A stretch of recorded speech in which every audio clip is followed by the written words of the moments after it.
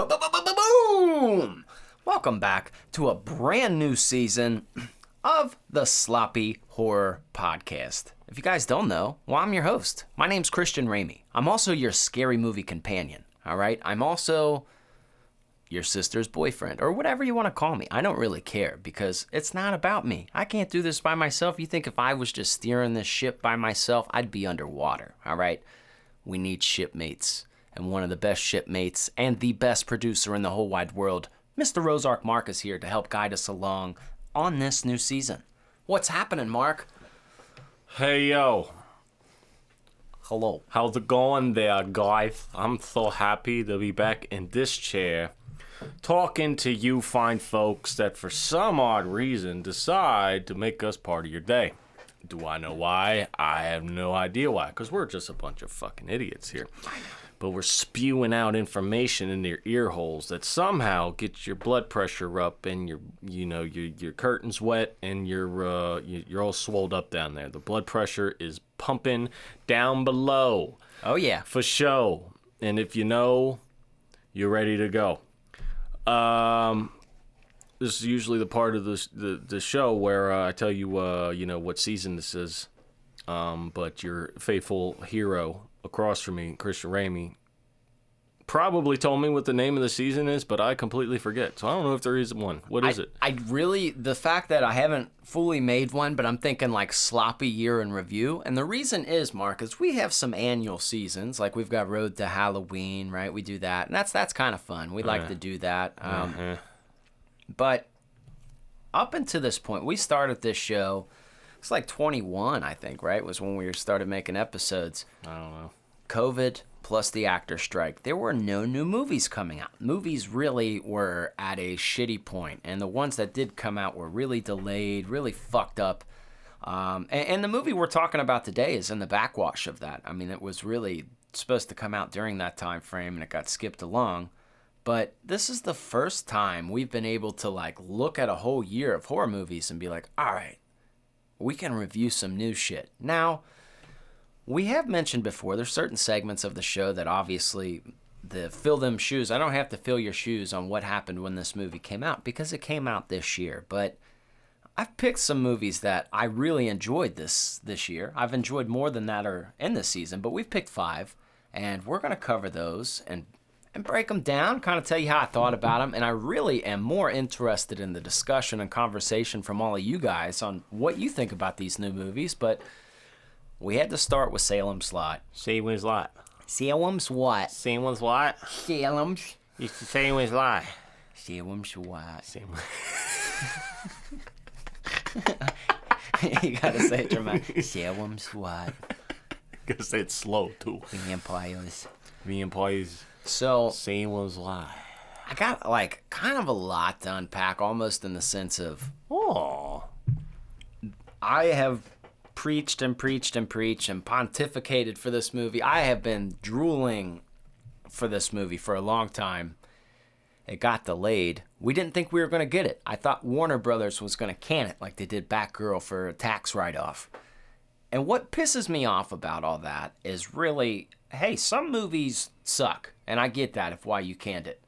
But horror movies are not movies that people are very highfalutin towards. Like, this movie better have fine actors and the finest dialogue. And no, actually, we kind of want you to dump some of that down if you don't mind. I mean, we'll take a smart movie, sure, but for the most part, give us something low. You don't typically watch a horror movie to be intellectually stimulated.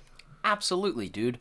We've mentioned many a times that, like, I think, and I was there, I was a part of the Star Wars and comic book movement. I get it. I understand how exciting the post-credit trailer thing was, cameos and all the tie-ins, but it kind of ruined movies because now all we see is sequels and remakes and things that kind of do that. And I miss the old-fashioned B-picture. You can just go see a movie like Dead Silence at the movies. You may love it, your friend may hate it, but that's it. It's just a movie. You didn't watch a year's worth of shit building up to it. You just saw it. Somebody tell you about it. Like, you heard about this? Want to watch it? Sure. I didn't like that. Okay. That's it. Like, there was no, like, I'm so disappointed with the new Star Wars. Like, Well, that was also back in the times where you couldn't hear everybody's opinion opening up your little device in your pocket. that's also very true. You didn't care about their opinions then, and you definitely don't fucking care about their opinions now. But for some reason, you still gotta listen to them. So I do think, even though I will say there are a couple faults of this movie because it was rushed and had to be thrown together through a blender almost because of all the timestamps where they had to stop. But it reminds me of just a good old-fashioned B-picture horror movie. It's not something that you need to... It's a microwavable meal. Yes, I'm going to eat this if I am really hungry. But it's not something that needs to be a chef out here putting crazy stuff on your plate. And if you're looking for a B-picture, I do enjoy that. Now, I will say that this movie had the potential to be otherwise because, as I said, Warner Brothers was fucking around. And what happened was, coming out of COVID and the actor strike, they had to pick one to really push forward. And it's a New Line and Warner Brothers collaboration on these. But I don't blame New Line. I blame the WB. They picked Evil Dead Rise, and they pushed it, and it did really well at the theaters, and it did great. But then they put Salem's Lot on the back burner. But the reason why that's bullshit... First off, Salem's Lot... Stephen King. Young Stephen King story right after Carrie. Very hungry. This is my favorite Stephen King novel. I feel like even if you're not a reader, you could read this book. This is just a cool tale. It's just almost like a tale as old as time. Like kind of like Fright Night. The whole town's becoming vampires. Like it's been told in so many ways. It's like the main blueprint for a vampire movie. For sure. And I think that, so first off, you have director Gary Dauberman, who did like the It movies, like Chapter 1, Chapter 2. So if we're talking about Stephen King adaptations that are successful, I feel like he's top of the fucking list. I'm not saying those are even my favorite, but they were very successful. Those movies were crazy successful. So he puts that together. And then we have James Wan. Like Saw James Wan, like been in horror for the last fucking 24 or 5 years. Kicking ass, James Wan. So they're at the helm of this movie. We got Lewis Pullman playing Ben Mears. That's, if you guys recognized him, kind of his dad was the dad from Casper. You remember Casper? Mm-hmm. The dad in there, and they look dead alike, dude. Thought he looked familiar. Yeah, and he's been in a few other things, but that's just kind of why I call him. You got William Sadler. It's no stranger to some Stephen King movies. And there's just some good actors, great actors in here. Stephen King, great director, great producer, lots of money behind it. So there are shots in this movie where you can tell they were shot pretense when they thought this was going to be an in-theaters movie like this. The window scene, there's so many scenes where you're like, holy shit. I wish the whole thing could have been there because it could have been at like an It level if they would have went there with the marketing and the promotion and really made it seamless. But I'm okay that it wasn't because it does kind of feel like one of those microwavable meals. It's just a vampire story and it has people talking about a story that I love. And I've made countless videos about like, oh, Salem's Lot, and none of them were successful. I mean, I'd get some people talking. After this remake came out, I made my opinion on it. It did like 250,000 views. People talking about Salem's Lot, and that made my heart so warm. Whether they were trashing this movie, trashing the old one, we're talking about Salem's Lot. And there are a lot of people who really love this story. So I've seen Batman's parents killed a dozen different ways. I don't know if I really have a favorite or a least favorite. They just kind of all fit in there. And this is how this fits in for me. It's another thing of Salem's Lot, which we didn't have many.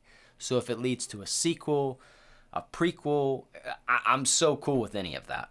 So I know that was long-winded, but it really, coming from all different angles, I think that's the what do you know for Salem's Lot. Because you need perspective. Even though it came out this year, it didn't come out this year. It took them a long time. Yeah, what was the original? 2022 was the original release date, I think. No. Oh, the original movie? Yeah. So the original Salem's Lot, believe it or not, just like it, were technically not a movie. It was a mini-series that came out direct to TV in 1979. God damn. So that is 45 years old. It's 45 years ago? God damn. So I'll say this, I used to hate remakes and adaptations in my earlier years. I used to hate that, and I get why. But I think 45 years later is an acceptable amount of time to reamp it a little bit. Especially when it was only a mini-series. Yeah. Kind of what pissed me off, though, I will say they went directly to HBO Max for this to come out, which I'm happy we got something. Happy better than nothing, but I'm like thinking this is the first Salem's Lot that's going to hit the theaters, dude, with Gary Dauberman. Like, all these people are behind it. We're going to have the whole world talking about Salem's Lot, and we kind of did. And I'm okay with the kind of, because back to the Star Wars comic book thing, I'm ready for the nerdy shit to go back to the nerds and us to crawl back into our hole, okay? We give us just random movies here and there. Just be consistent with it, but it doesn't have to be... Yeah, but what if this time Michael Myers... No, let's just give me something else for a while. Okay, I love you, Captain America, but you need to fuck off for a little bit, all right? Yeah, really. I love you too, Batman, but you gotta fuck off for a little bit. We can only take so many of your fucking movies within a decade. Like, you gotta chill. Yeah, really. Chill out. Give us something new. So, the first one, though, directed, even though it's a miniseries, directed by Tobe Hooper, Texas Chainsaw Massacre, starring David Soul, dude from Starsky and Hutch. He was Hutch. It's honestly really watchable still for it being an older movie. It's still a lot of fun. This window scene, I wore the shirt. But that window scene that was recreated pretty awesome in this movie, in my opinion. It fucked a lot of people up because back then, you didn't have all the channels. So I was listening to older people talk because even though we were 90s, cable was kind of around. We didn't really have it in our rooms, but we remember only having a few channels to select through. Well, apparently, especially like 70s, if a movie came on TV, like the whole everybody watched it. The whole neighborhood would watch it. So like the next day, everybody would be talking about like, "Did you see Planet of the Apes? Or did you see Salem's Lot?" So people weren't really ready for this movie. And like this scene at the window fucked up a lot of kids, a lot of Gen Xers. If you talk about this movie, they're like, "Oh hell no, dude!" There's so many people of like just a little bit older, not old. I don't mean to hurt y'all's feelings, but you know who you are. Old ass motherfucker. Yeah, you about almost time to get a prostate check. You know what I mean? Like I'm not probably beyond that. Yeah, I'm not doing it. They But, can't sit. They haven't been able to sit down already for a little bit. Been violated. Now, Mark, obviously it's your first time seeing it. Give me some of your initial impressions. I'm kind of really curious because I know you haven't read the book. Pretty sure you haven't seen the miniseries, so this is just kind of your first stab into the world. My cherry has finally been popped when it came to Salem's Lot. I'll say that. I enjoyed it, man. I think it's a great story. Obviously, you said it's from Stephen King, so you know it's going to be a banger. I didn't have any problem with this movie. I actually really enjoyed it. Kept my interests. It was paced very well. There was some brutal fucking oh shit moments in here. Yeah. That you didn't expect to come in. Now you knew it was gonna be kind of horror-like, but like some of these scenes, like when he kidnaps the kid and sacrifices him. That was tough. That was tough. That was a tough ass scene, dude. And there's some brutality in it. The effects aren't over the top to me.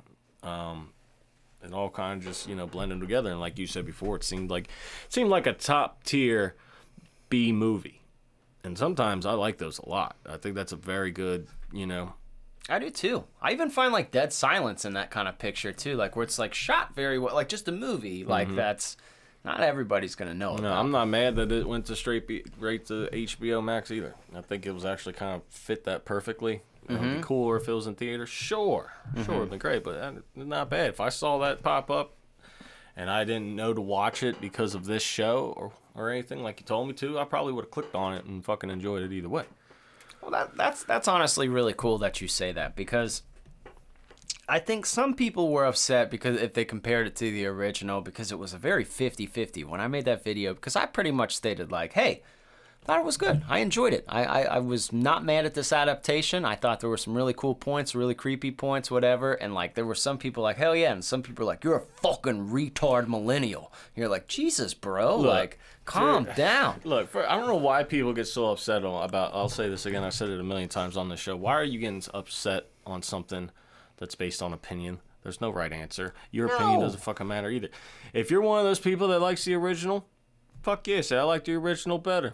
Yeah. I don't care for the new one, and then you move on. You don't gotta say what everything was wrong with it. They're not gonna completely recreate every fucking scene for scene.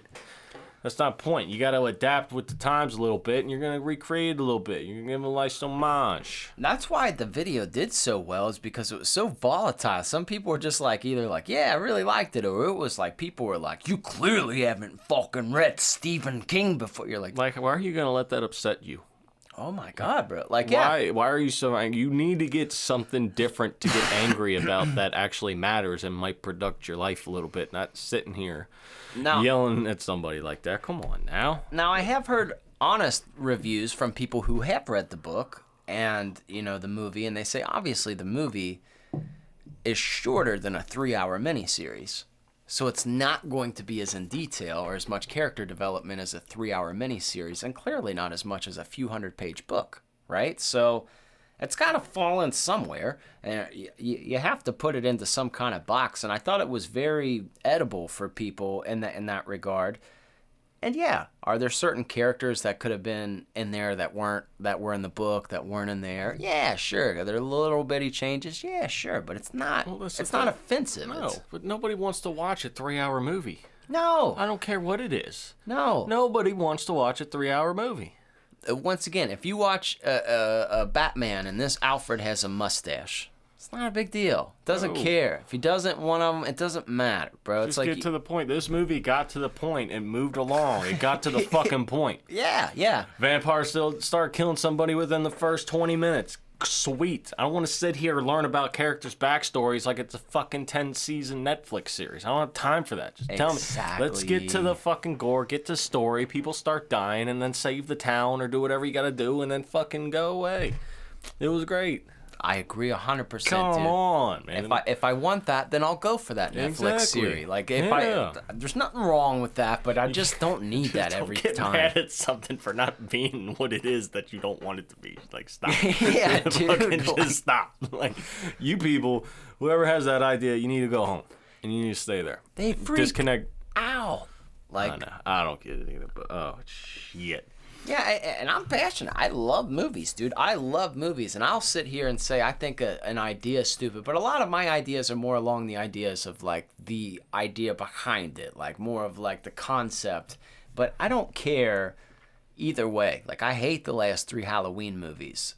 But I love that people do love them. Sure. Because you know what they do? They're making people buy the other Halloween movies. They're making Halloween cool. Like, I mean, I would much rather watch those than the fucking Notebook. Whatever, he's still there. He's still enjoying it. Yeah, man. It's different strokes, different folks. I don't need you to like what I like, and vice versa. I like that you don't like what I like. I like perspective. I like to hear different takes. Like, if I say, hey, I think Alien's kind of slow, it's not really for me, and they're like, dude, you're missing this. I want to hear you. I'll hear you out. Yeah. I'll hear what you got. Still ain't gonna change my opinion on it, but sure. I'm glad to tell me what you think. What do you think? Tell me. Anytime I see alien shit cross my feed or whatever, I'm gonna send it to you, brother. I'm gonna think of you. Like, you know, like I love that you love that. Right. Well, I mean, you know, what are some of the things that you liked about the new Salem's Lot, Christian Ramey? So scenes, stuff in it, shit like that. So quite a few. By the way, if you motherfuckers are listening to this and you haven't seen it yet, this entire season is about new movies. So we're going to talk about stuff in it. And if you don't want to be spoiled, you need to stop right now, and then you watch it, and then you come back and join the party later. Yep. And truthfully, there's a lot of the movies like all of the movies that I've picked for this season. I don't really think it matters. It's not like a thing where it's really going to affect you a lot. Like It's not a movie with twists. It's not like an M. Night Shyamalan movie where like, oh yeah, Bruce Willis is dead the whole movie. Like, now that would suck. They're like, you know, you don't want that. Like that's a lot. But like, if it was that kind of deal, I would give you a heads up. But this isn't that kind of situation. No, vampires move in, they start eating people, and some dude tries to save the town. Yeah, and that's a real basic synopsis of the book, the all of the Salem's Lot as a whole. Yeah, we don't need to go into synopsis either. Well, Ben Mears, he's the author. So you're gonna do it anyway. He's coming back home to Salem's Lot. You're doing it anyway. And they're all vampires. And he's got to fix them. What's he going to do? Fix him. Fix it, fix it, fix it. There's quite a few How's he going to fix it? He's going to bone a local broad, and then he's just going to, you know, throw crosses at people, and that's what he does. Get some smart older fellas, like unsuspecting smart old guys that are just dependable. Vampires. I'm talking about vampires. Some of my favorite parts in this, though, the window scene was over the top. It was awesome. It was so cool. Love how he floated in. I was ready for that. I love when Barlow showed up and killed Mark's parents. I didn't get that scene in the original, and that was nuts. That was fucking nuts. And you know what kind of angered me about that? What? It's the way they said Mark. Mark! Yeah. When he's sitting there arguing with his parents, Mark, enough. Like, why are you saying it like that? Mark. It's not how you say the name. I wish they would have gave his name Marcus. Because that's the cooler version of Mark, is Marcus. It would have been a lot cooler. Yeah. Not just plain old Mark. Mm-hmm. Mark, enough.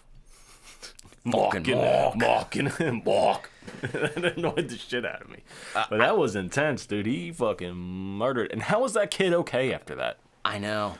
And like the story and like the book for the main part, like Mark and Ben kind of go, like, I don't want to say they become missionaries, but they like end up like traveling together to kind of fight vampires that are doing this in towns. Mm-hmm. So it kind of just becomes their life mission as far as the character arc and the story. But yeah, he's not. Yeah, there's no way you could. No way you could witness that. You couldn't witness that to a stranger and be okay, dude. Like your parents. That was damn near intense.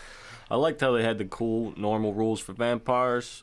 Mm-hmm. Nothing adapted. Crosses fucking glow when they're fucked up with it. That was cool. Glowing crosses. Daylights right there. Stake through the heart. Yep. You know, they did all the vampire rules, which is cool. I like that too. I like the guy who played Stryker too. The guy, or Straker, so Barlow, like kind of in a nutshell, the new people move into Salem's Lot, and it's this guy named Straker and his business partner Barlow, who no one ever sees. That's because he's a vampire, like Nosferatu. But Stryker he's like he's very cunning, but I forget the actor who plays him, but that guy is fucking great. I love that guy, and he's just such a great addition. Pilo Asbeck is how you say his name. Pilo Asbeck. Pilo Asbeck. Yeah, I don't know what the fuck else but that guy crushed that role. He's like really creepy looking. You didn't know what was. Yeah. Overlord. That's what I recognize him from. He was in that movie. Overlord. Yeah, he fits the part. It looks like exactly what you expect that type of guy to be. Yeah, that guy who played Mike Ryerson, first off, I fucking hate this guy's middle name. His name's Spencer Treat Clark. What kind of fucking middle name is Treat? I don't know. Motherfucker, you better be Trick or Treat. Like, that's not cool. Anyways, that's that boy. He was in, first off, he was in Saw at the end where they found him locked up in a locker with a little gas mask. That was him. But then he was also in that damn Last House on the Left. He, like, his uncle and his family, they were, like, fucking them girls up. And he was just, like, scared and crying by the tree. Which was, like, uber soft. Not only did he not stop them, he didn't tag in and get him some. You know, so it's like either you got to go one or the other. Like, you're either going to be a hero or you got to be a fucked up dude. Like, you can't just sit here and cry, bro. You got to, like, pick something. Either you got to hop in there. Obviously, one choice is better than the other, but, you know, you do. You got to pick pick something. You got to do something. Doing nothing is just as worse as the other. Exactly. You got to do in my eyes. Man, like, you got to, like, either stop these people or get you some, dog. Like, what are you doing? Yeah, the whole finale scene was cool, too, at the drive-in. Love that. Really fucking cool. Dude, first of all, that's an intense fucking situation to be in. All right. I like how they discovered all the trunks there. I really wish they would have paid an homage line real quick. Be like, that's what this place is, one giant coffin. I know. I wish they would have said that somehow, but they didn't. But anyways, but that's fucking cool. And not to mention, you got the sun going down. You got vampires starting to come at you. But then you also got some crazy old lady with a fucking shotgun. And these shotgun shots are not lightly. They are intense. They hit hard. Some people get blasted. This lady comes out like Annie Oakley, just Just fucking spraying blasted. people. So you're trying to fight vampires, fighting the sun, and you're fighting some girl. That's a horrible situation to be in. That's intense, bro. I know. That's fucking intense. That's no situation that anybody wants to be in. And that just made it more intense. I know, and the trunks started going up and shit. Vampires are popping out. That was just cool as fuck. Like, And then little Marcus over there is fucking getting in a car. The whole screen falling down and him fucking running over people. yeah, that And was then a you just great see finale. his little ass right above the seat. It's like the end of Beethoven where he crashes through. Yeah. Like, you don't have a driver's license. That was pretty sweet, man.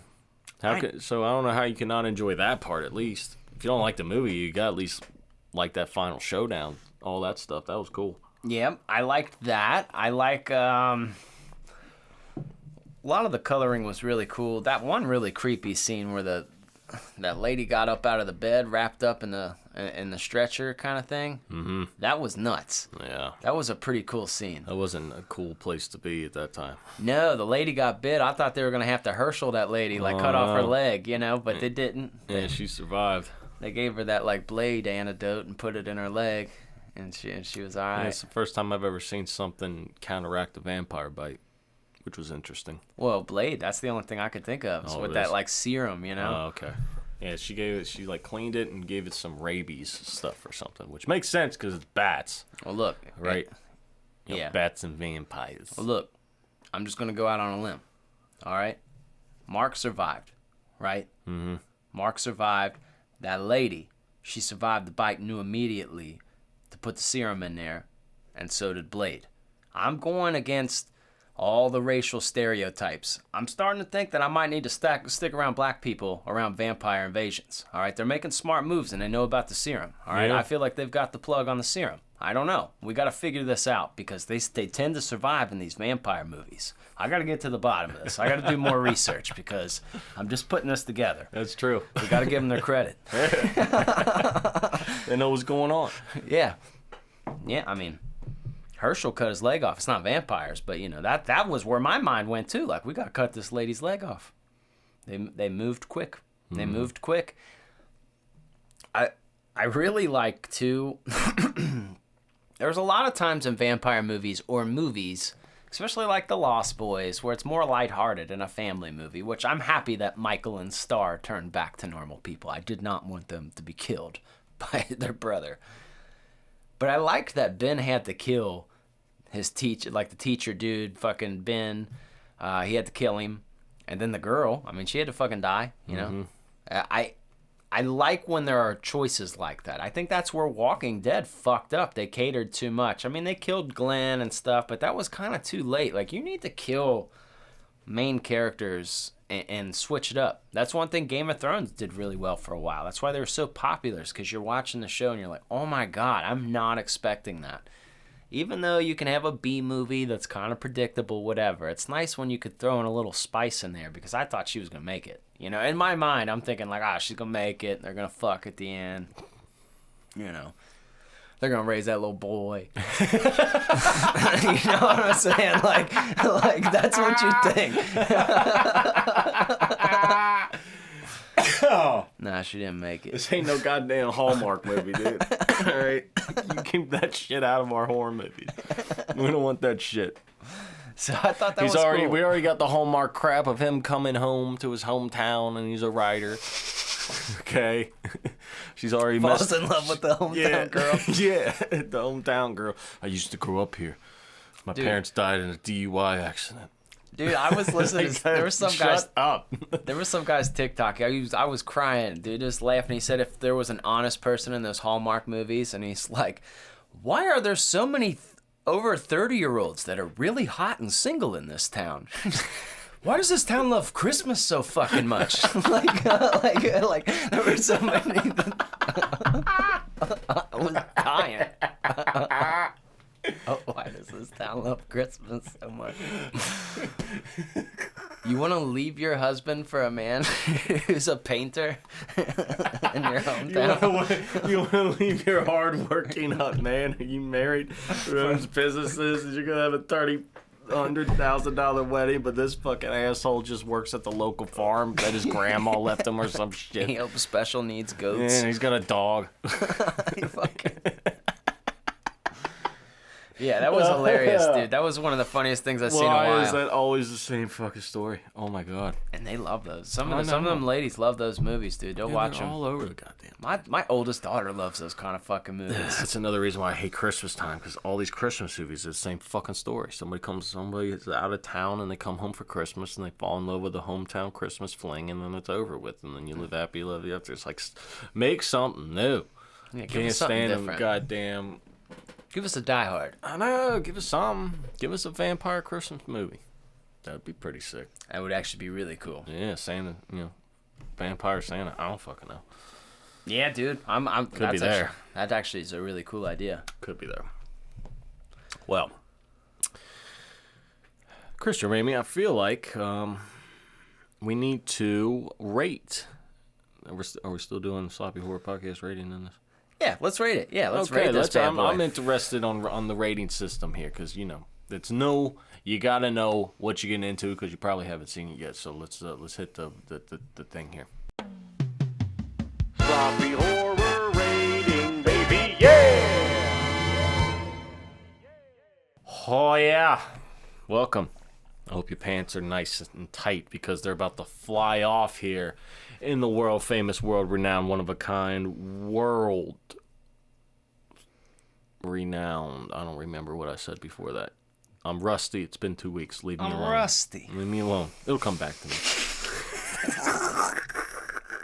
That's forever one of the funniest lines in a movie. It's so good. I try and find an excuse to use it in my everyday life, and you should too. So this is a Sloppy Horror Podcast rating, and we're going to rate this movie on a horror movie scale, not a movie in general, for keep that in mind, because we're talking about horror movies anyway, and this has been developed by Christian Ramey, your very scary movie, the companion, the man you come to for horror movie knowledge, and he's your best friend when it comes to this shit. So we're going to do this in a series of 4 categories. 3 categories are worth 3 points. Last category is worth 1 point for a total of 10 points altogether. That's right. So let's get into the first category here in the Sloppy Horror Podcast rating, and that is casting. I really do like the casting throughout all of this movie. It's top tier, but I think from the choppiness of like how the film was put together, maybe there was a little bit of dialogue that wasn't there. So it's like there's nothing like crazy. It's still just to be picture. So I'm feeling a solid 2. They're really good picks. They're seasoned actors. It's really well, but there's no kind of like performance where you're there's no Grammy Award winners or anything in it either. So. No. It's cool too, because it's got a lot of the people that I don't know. So sometimes that's always refreshing to see. Mm-hmm. So that's good. So that's 2 out of 10 so far here. Sloppy Horror Podcast rating. Let's get into the second category here in the Sloppy Horror Podcast rating, and that is kills. Well, there's a decent amount of kills. They're a little cinematic, but I would say it's more frightening and more fearful than gory with the kills, but there are a few kills going on. But it's screaming a 1 for me. It's a little bit more than a half a point, but it's kind of screaming a 1, right? Well, let's see what we got here. I mean, some are intense, some are off-screen. Yeah, so let's think about it. You obviously got vampire bitings and eatings. Oh, yeah, the parents. Fuck. Those are fucking intense. You got somebody getting blasted with a shotgun. Yeah, you got somebody getting ran over. You got stabbed right through the back. You got stabbings through the hearts there. So there's some intense kills. Maybe a 1.5. Nothing that's so crazy. I'm not gonna remember any of the kills from it iconically when you think about kills when it comes to horror movies, but they're intense when they happen. Yeah. Would you say a 1.5 or a 1? I'm gonna give it. I would say 1.5, because some of them are intense. Yeah. Because I wasn't expecting that much intensity from some of them. I was expecting kills. It's a vampire movie. I was expecting kills, but some of them are just like fucking, and they're just right out of nowhere. Did Barlow kind of remind you a little bit of like the 30 Days a Night, like one of the vampires in there? Like he Yeah. kind of gave that look to me too. And that scene in that movie where they're like going through the houses and like they tear down that like husband and wife, that kind of reminded me. I got that feel when they were in Mark's house just eating his parents. Like I was like, oh fuck. Yeah, it's pretty fucked. So that's 1.5. So we'll go with that. So that is 3.5 so far here in the Sloppy Horror Podcast rating. Let's get into the final 3-point category here in the Sloppy Horror Podcast rating, and that is fear. Feel like this also for me. I feel like it fits in a 1.5 because like if you're a seasoned horror movie person, like I don't really think it would. Fuck, I don't think it will. That's beautiful for audio. I'm sorry, I'm not Thank gonna you. make it. I Thank thought you. I was choking. Thank you so much. I'm not gonna make it. So good to hear All right, that all right. No, I'm back. over a microphone, I'm sorry. especially in my ears, Thought I was gonna die. where it's amplified. What were you saying? I'm becoming a vampire. Oh my god. I'm thinking it's a 1.5 because I don't know if your everyday horror person is gonna be frightened. I think it's just gonna feel like a normal horror flick, but I do think if you watch this with some everyday people, well, let me put it this way: I brought my wife downstairs, when I was not watching the movie, but the movie was on in the background, and she made me turn it off because she's super soft with things. She's like, "These noises are freaking me out." And I'm like, There are some noises in this movie, that's for sure. but There's some screaming. yeah, it's just kind of like if you're a person that's easily frightened from horror movies, especially like the new and current style, I think teenagers, you could fuck a room up with some of these. But I can also see some teenage boys being like, "This is dumb." Yeah, I know. I mean, this is always the hardest category for us because anything really movies don't scare us. We're not scared of this type of stuff. But I've seen many occasions where people tell me, or I see people scared of something. Mm-hmm. It's like some people are still afraid of the movie Birds. Yeah, It's like after some time. Like, are you kidding me? But there's some intensity to this, and vampires are just scary. Some people fucking find vampires frightening. yeah. Some of them find them erotic. I don't know what your preference is, but so basically you got half the people that are scared of this movie, half of the people that are turned on by this movie. That's what I say. Yep. Yeah. I like that take, man. Thank you. Another 1.5. So that is 5 out of 10 so far here on the Sloppy Horror Podcast rating. Let's get into the final 1-point category for half a point each here on the Sloppy Horror Podcast rating, and that is rewatchability. I think I've watched it 4 times now. 4. Yeah, well, I did it back to back because we Ooh. did like a premiere night, and we watched it, and then watched it again, like maybe a week later to get my feelings on it, and then I just watched it again yesterday so we can, recap for today. But yeah, I've enjoyed it every time. It's not very long, so it's pretty easy to watch. Also not something that is going to take up months of your life thinking about it and planning for everything. Now, I will say, if you do enjoy this movie and you have not seen anything else, please do watch the mini-series. If you're a reader, or if you listen to books, it's a great audiobook too. I've got both, the physical copy and the audiobook, and they're seriously, it's just a good story. So if you enjoyed this, I think you would the other. But I definitely did. I find it rewatchable. Do you think you'll ever rewatch it? Or Yeah. could you? I did. Oh yeah, I could rewatch this. It was very easy to watch for me. Again, it was done well. It was just all over entertaining, especially because of the story. So it's hard not to rewatch a story like this when you're in the mood for a vampire horror movie. It's nice and easy, gets to the point, it's quick, done well, not cheesy. So I think it's very rewatchable too. Especially if you're someone in my situation who's never watched the miniseries, never read any books. This will get the point across of what Salem's Lot is to you. So it's good. I find it very enjoyable for me. Fuck. Yeah. Yep. So that is a total of 6 out of 10 for Salem's Lot 2024. here on the Sloppy Horror Podcast, right back up in your ass. There it is. There you go. There you go. It's all yours now, folks. Yep. So put it in your pocket, save it for later.